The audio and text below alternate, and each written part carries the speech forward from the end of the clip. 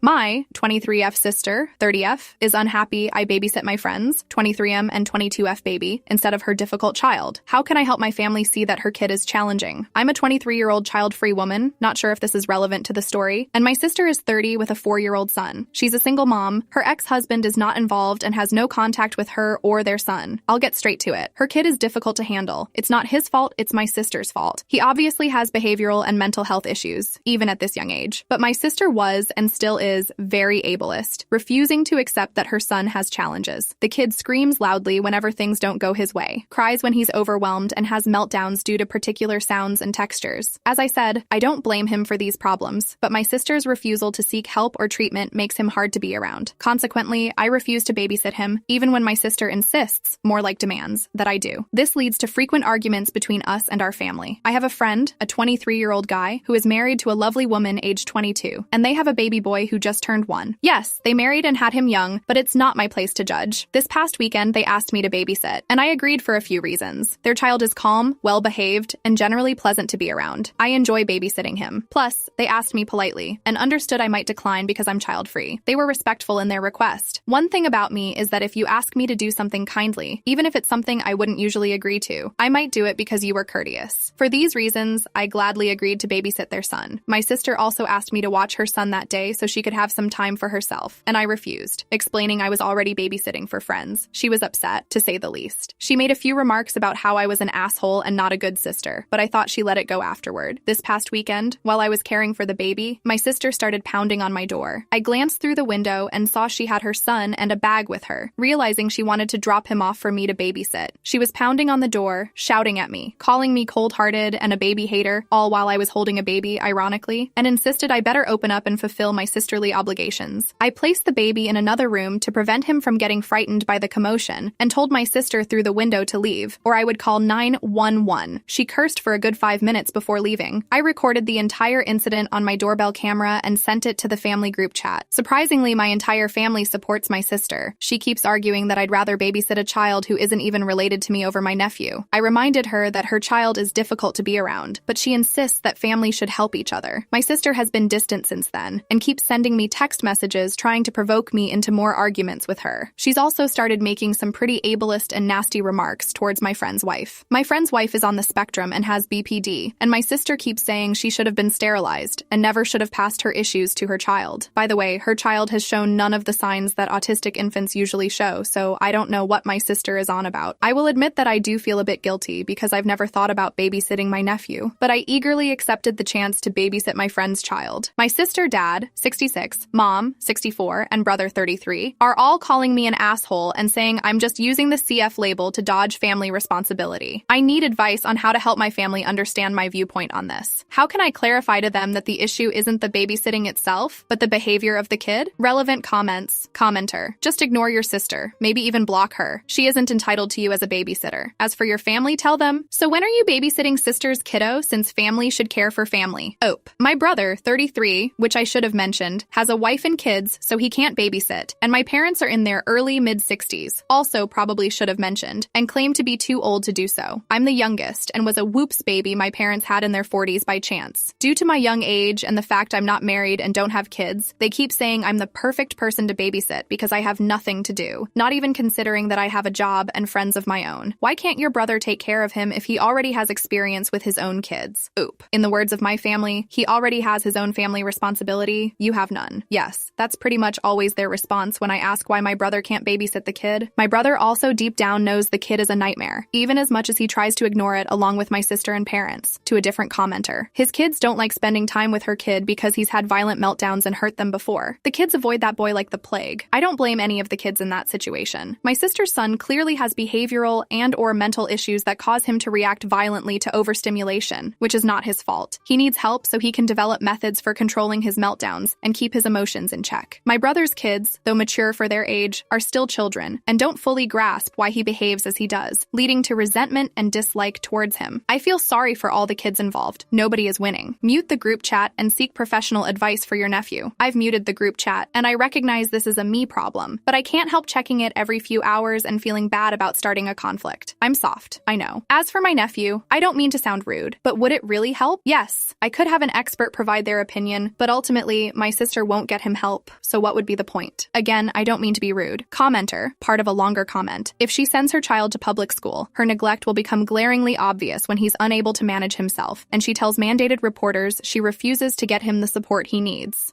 This issue already arose. He's nearly 5, and last school year, he was supposed to attend preschool. He was enrolled, and naturally, the teachers noticed his problems right away and tried to persuade my sister to sign him up for the special education program and behavioral therapy. She flat out refused, lashed out at them, and withdrew him from the program. He's supposed to start kindergarten in the fall, and my sister said if they insult her son, she'll pull him out and homeschool him. I feel sorry for my nephew because it's not his fault he was born with these challenges that cause him to act out when overwhelmed. I truly hope my sister realizes he needs help, or that once he grows up, he'll seek help himself. Commenter, you need to be honest with your family about how difficult the child is. Tell them to babysit if they disagree, then block the idiots.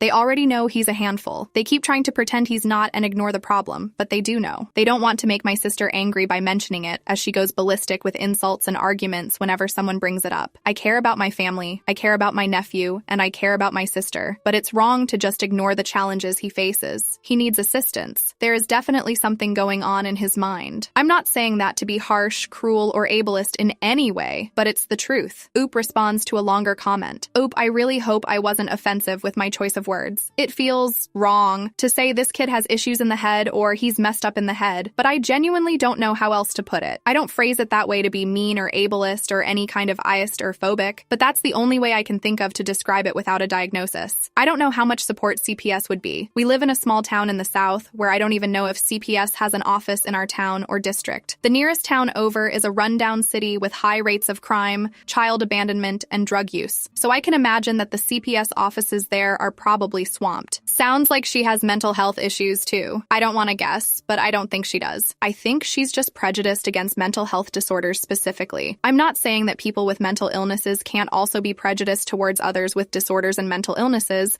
but she doesn't display any signs of having any mental illness, so I don't think she has any. I could always be wrong, as I'm not a therapist or doctor, but this is just my view from growing up with her. Commenter, maybe when he's too much for everyone else in your family, and she really has no help at all, she will take steps to get her son the guidance he needs. My parents used to try and tell her this when he was a smaller toddler and displaying these behaviors. They were milder then, and have become worse as he grew older. She blew up and said that if they kept insulting her child, she wouldn't let them see him again. Obviously, I can't fathom the position that put my parents in. They love their children and grandchildren, so I can imagine a threat like that would make them give in. The sister's perspective. The issue is, my sister doesn't want him to be diagnosed with anything. She believes that children are overdiagnosed as a method for pharmaceutical companies and hospitals to extract more money from parents and insurance providers. And I agree to a certain level that we do have a problem with over-medicalization in our country, and that we tend to apply pills and medication over issues rather than finding a way to genuinely resolve them. However, that doesn't mean I believe medication isn't the solution in some situations. I don't know what would aid my nephew, but I'm quite sure that doing nothing is worse for him. Family and their views. My parents and brother don't share the same opinions about mental illness that she does, and I was in no way brought up in a manner that could even slightly cause those beliefs. I'm still shocked, angry, and horrified that she said that about my friend's wife. I almost feel like I need to address it directly. She literally said my friend should be sterilized and prevented from having children because she has a mental illness. I can't even comprehend how cruel someone can be to say that a woman who's always wanted to be a mom and is a great mom should be sterilized simply because she has a mental illness. A few last clarifications from OOP. My sister earns enough to live comfortably with her and her son. Hiring a sitter would put a bit of a strain on that. They're in that financial bracket where they are comfortable, but they can't afford expensive things or pay for additional things. I guess you could say they are lower middle class. According to them, they are. Parents being too old. My mom retired early from her state job and now works a simple part-time job, while my dad continues with his state job for a few more years. My sister's ex isn't the father. My sister has red-brown hair. Her husband had brown hair. Their child was born with very light blonde hair. My family didn't question this because I have a very light, almost white blonde hair color, and one of my nieces also has blonde hair, so we assumed my sister carried a recessive gene. Her husband wasn't suspicious either, until my sister, in a panic over the blonde hair, admitted that during a short break after a fight, she had been with other people. Her husband left because he didn't agree to an open relationship during the break, and he didn't sign the birth certificate. My sister has no idea who the father is and can't contact any of the men she was with. Update. So, shit has hit the fan. My original post was about 3 days ago, and since then, my sister's behavior has worsened. I tried discussing getting help for my nephew with her, and every time I mentioned it, she screamed at me. She used lots of derogatory terms for people with mental illnesses and disabilities, words I won't repeat here. That wasn't the only escalation. She showed up at my door multiple times a day starting 2 days ago, the day after I made my original post, banging on the door, screaming, crying, and cursing. She brought my nephew each time, and he appeared so confused and defeated. He was too exhausted to react or melt down as he usually does around loud noises, and it broke my heart to see that on my doorbell camera. I wasn't at my house. I was staying with my friend and his wife. I followed a commenter's advice to put some physical distance between myself and my sister. They said I was welcome to stay as long as I wanted, provided I helped out with some house chores and childcare while I'm here, which I thought was more than fair. So I'm currently staying in their guest room. I'm still with them, even though my sister isn't much of a concern. Many will be relieved to hear that my sister will soon lose parental rights over my nephew. She left him at a safe haven location in the middle of the night. Totally a fun call to receive at 2 in the morning. My nephew is now with my parents. Social services placed him there, and he's scheduled to receive mandatory therapy. In my state, not sure if it's different elsewhere. If a child is abandoned in any manner, safe haven or not, a physical and mental health evaluation is conducted. Other than being slightly underweight, my nephew was physically healthy. He wasn't subjected to physical abuse as some feared. However, it was clear he needed mental health care, so he'll soon start therapy sessions, as required by a caseworker. We're not searching for my sister. After dropping her son off, she disappeared. She had quit her job a few weeks ago, sold her car, and even sold her house a few weeks back, then started renting a place, so this seemed premeditated. Personally, I think she planned to abandon her son the day I was babysitting my friend's infant, which explains her explosive reaction. She left a note saying she couldn't do it anymore, met someone, and didn't want to be a mom to my nephew anymore. In her message, she claimed she deserved a normal child, not a burden like my nephew. I seriously hope my sister doesn't have more kids with this mystery person she's mentioned, but it seems she's off to begin a new life and family. She still has 30 days to reclaim her rights over my nephew, but it doesn't appear she'll take that step. Time will reveal the outcome. As I mentioned, I'm still with my friends because I was worried my sister might do something. My parents and brother have also been bombarding my phone and dropping by my house, alternating between apologies and blaming me for this situation. They speculate that if I had babysat that day, she might not have done this, but I believe she wanted me to babysit so she could carry out her plan. I'm not upset with them for pointing fingers at me. I understand my sister is still family to them, and they're understandably in shock and searching for someone to hold responsible. They're only human, and I know people can behave cruelly when coping with shock and grief. So, yeah, that's life right now. I'm currently on the couch with my friend's infant while my friend is at work, and his wife is doing a quick grocery run. She was planning to take the baby with her, but I offered to watch him so she wouldn't have to deal with the car seat in the severe storm we're experiencing here right now. This update is all over the place. I feel like I'm rambling. There's still a lot of uncertainty regarding my sister and nephew, but for now, this is the update. I'm unsure if I'll share more about this situation. My friend's wife is advising me to take it easy and not think about anything related to this until I'm in a more balanced frame of mind, but I don't think that's achievable. Relevant comments. Commenter: your sister clearly has her own severe mental health issues she's refusing to acknowledge. As messed up as it might have been, this is best for your nephew. Also, I didn't know you could just drop off a child of any age at a place like that. I thought any child over 2 couldn't be released like that.